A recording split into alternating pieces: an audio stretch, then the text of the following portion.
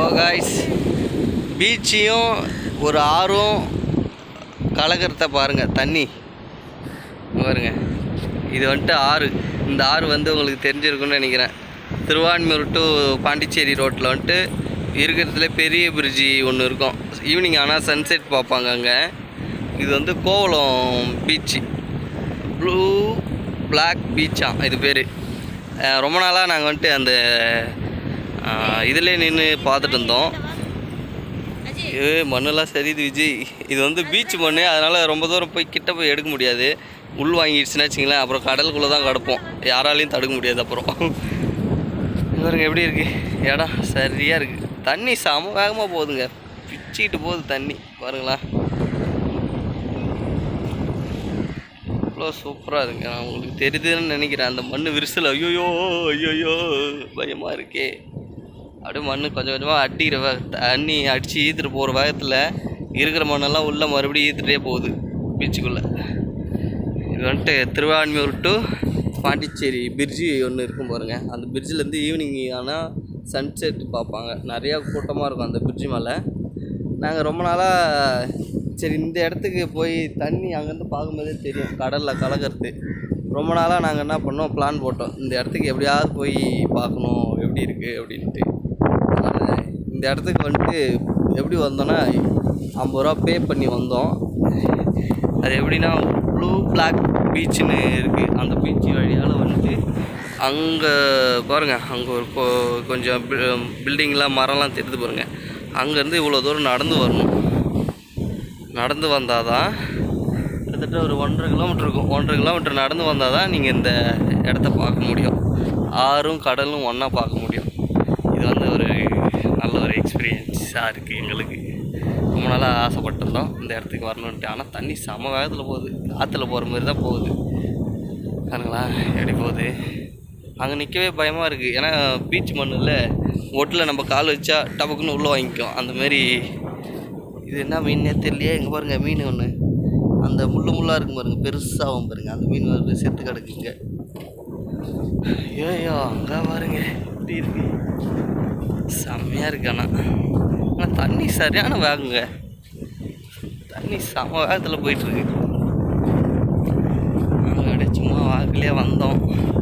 இங்கெல்லாம் வந்தால் திட்டுவாங்களா இல்லையான்னு கூட தெரில. நாங்கள் மட்டும் கிளம்பி வந்துக்கிட்டே இருந்துட்டோம். இந்த இடத்த பார்த்தே ஆகணும் அப்படின்றதுக்காக வந்துச்சு. இங்கே பாருங்க, இங்கே ஏதோ குப்பை. ஐயோ இந்த மாதிரி மண் வாங்கணுன்றதுக்காக தான் நாங்கள் வரல. பாருங்க எப்படி இருக்கு, செம்மையாக இருக்குது. இடம் நல்லா சூப்பராக இருக்குது. அப்படியே தனியாக அங்கே பாருங்க, யாருமே இல்லை பீச்சில். நாங்கள் 2 பேர் தான் இருக்கோம். அப்படியே நடந்து போய் அந்த பீச்சை உங்களுக்கு காட்டுறேன். இன்னும் பார்க்கு, சில்ட்ரன்ஸ் பார்க்கெலாம் இருக்கான் உள்ள. அந்த பீச்சு எப்படி போகலான்ட்டு. அங்கே ஒரு மீன் செத்து இதெல்லாம் இங்கேயே வந்து செத்துடுமா இல்லை தூக்கி போட்டுருவாங்களான்னு தெரியலையே. அங்கே பாருங்க, நம்ம சரக்கு பாட்டில் அங்கே இருக்குது. ஆமாம் என்னங்க என்னது இது? இது என்னன்னே தெரியலையே. எலும்பு கூடு மாதிரி இருக்குது.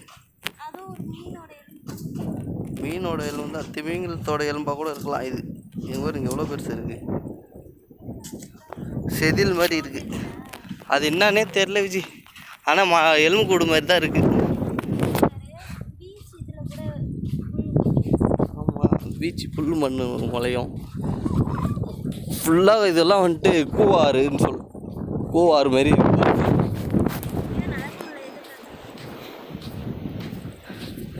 அந்த பிரிட்ஜி உங்களுக்கு நல்லா தெரிஞ்சிருக்கும். சப்போஸ் யாருன்னா வரும் என்ன, இப்போ இந்த இடத்துக்கு எப்படி வரணுன்னா,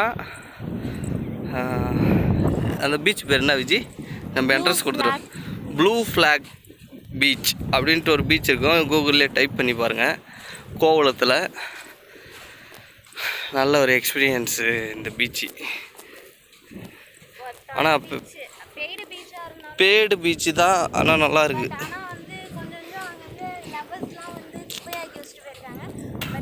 பாருங்க எவ்வளோ குப்பையாக இருக்குது. அதுக்கு முன்னால் இங்கெல்லாம் அலோடாம், இப்போ மட்டும் அலோடு இல்லை. எங்களை உள்ளே வரும்போதே பைக் பார்க்கிங்கில் வந்து கேட்டாங்க, உள்ளெல்லாம் அங்கே கடல் பக்கத்துலாம் போகாதீங்க, இன்றைக்கி கடல் சீற்றம் கொஞ்சம் அதிகமாக இருக்குது, அதனால் வந்துட்டு போகாதீங்க அப்படின்னாங்க. பாருங்க எப்படி இருக்குது, ஃபுல்லாக வாட்டர் கேன்னு குப்பையாக தான் இருக்குது.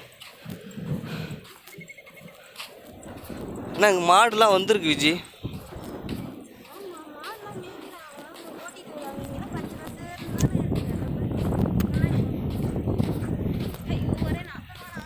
எப்படி இருக்கு பாருங்க.